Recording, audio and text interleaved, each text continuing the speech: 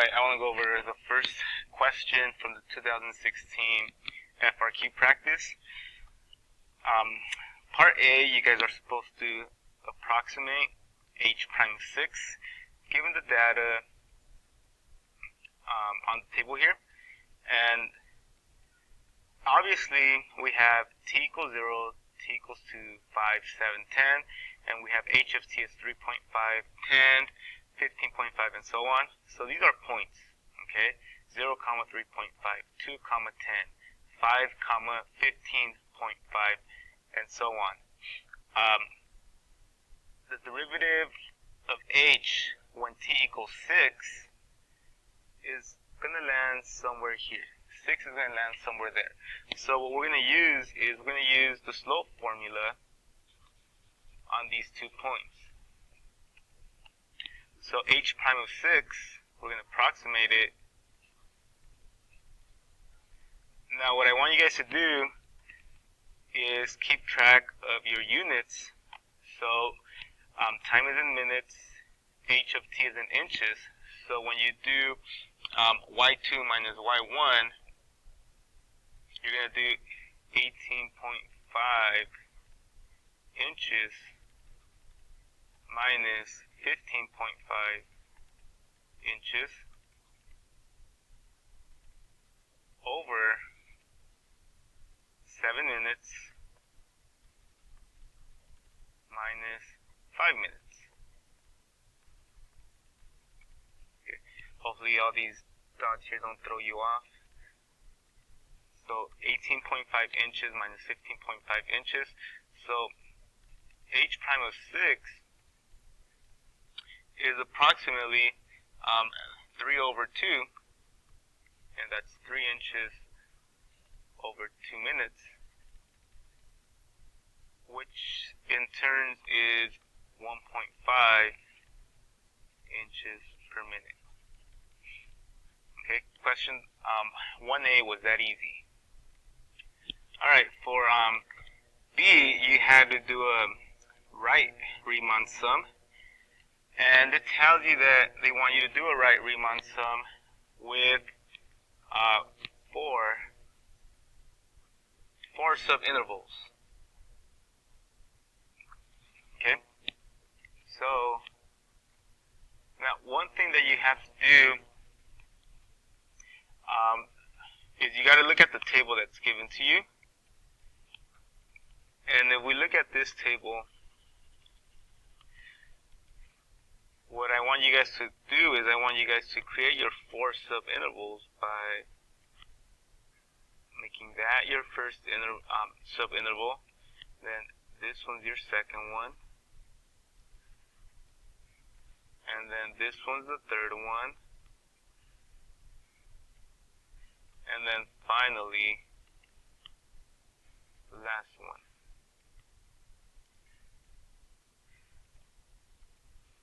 So what we have is the first subinterval goes from 0 to 2, so the change there is going to be 2. So the base is 2, and the right sum is the 10. Okay? So the base is 2, and then the right sum is the 10. Then when you look at the second subinterval, the base is going to be 3 because 5 minus 2 is 3, and then the right sum will be, the right point would be 15.5. That's what I meant here too. The right point would be 10. The right point for this second subinterval will be 15.5. And then we have the third one's going to be 7 minus 5, which is 2 again. And then this time, the right point will be 18.5. Hopefully you're catching on the drift. This is 3. 10 minus 7 is 3. And then the right point will be the 20.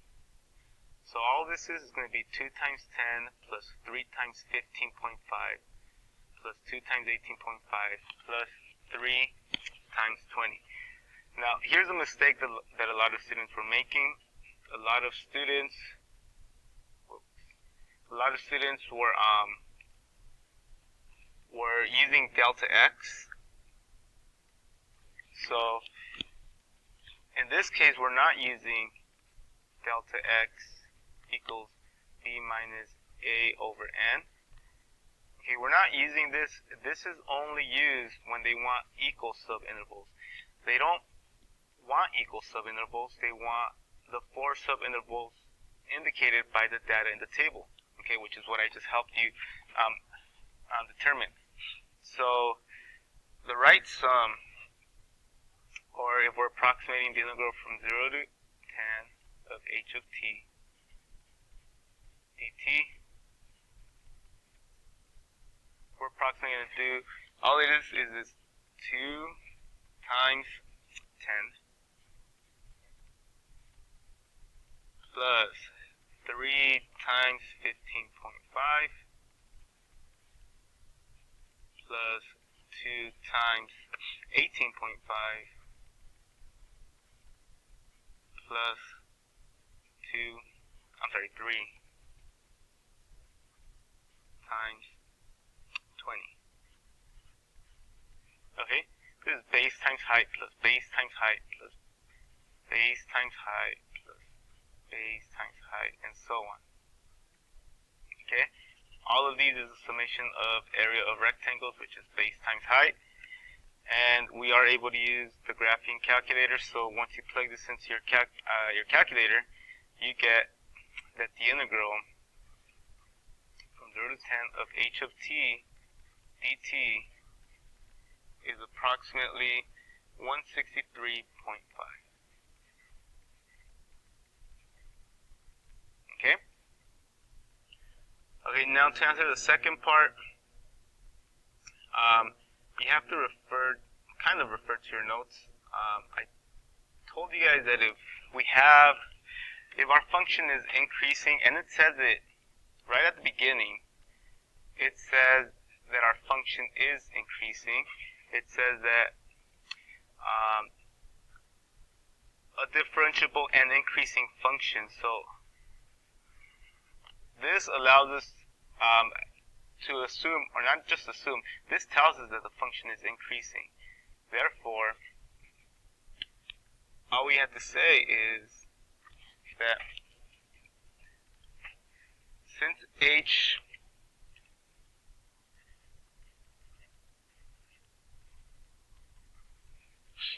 is an increasing function,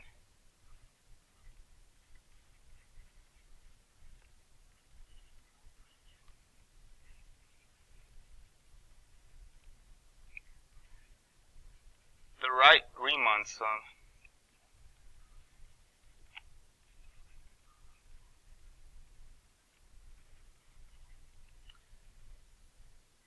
so the approximation of the right Riemann sum is greater than that integral from 0 to 10 h of t dt. That's it.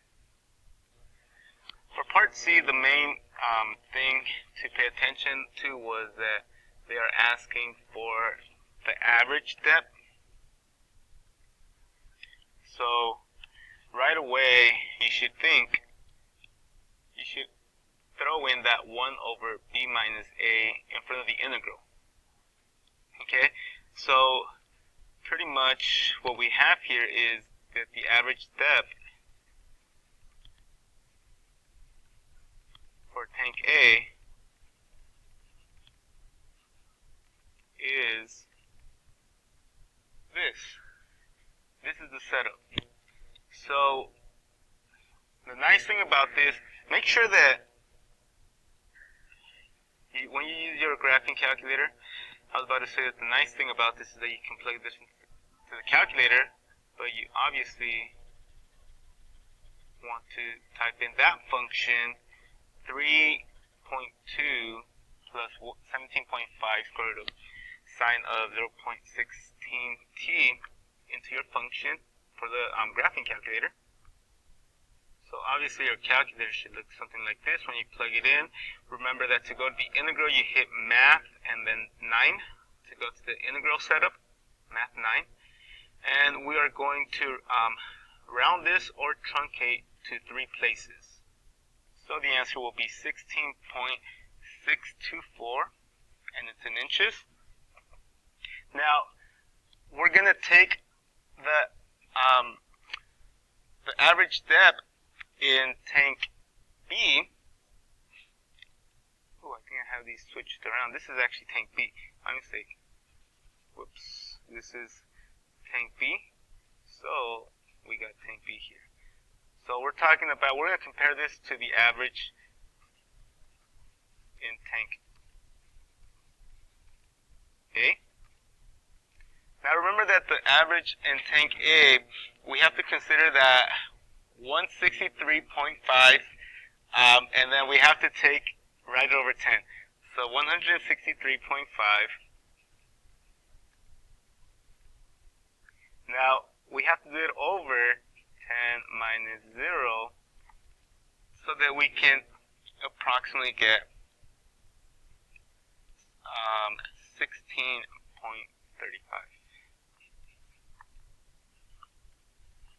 Okay, also in inches.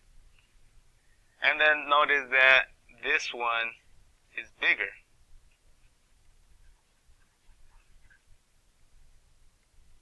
And I'm kind of running out of room, but make sure you finalize this. You give your reason, and you explain that since 16.624 is greater than 16.35, the average in tank B is greater than the average in tank A.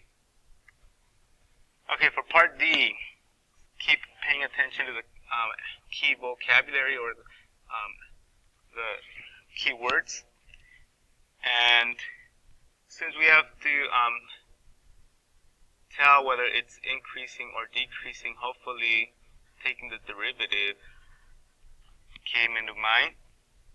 And it says, according to the model given in part C, so they're talking about that g function, okay, that g of t function. So we got to find g prime of 6.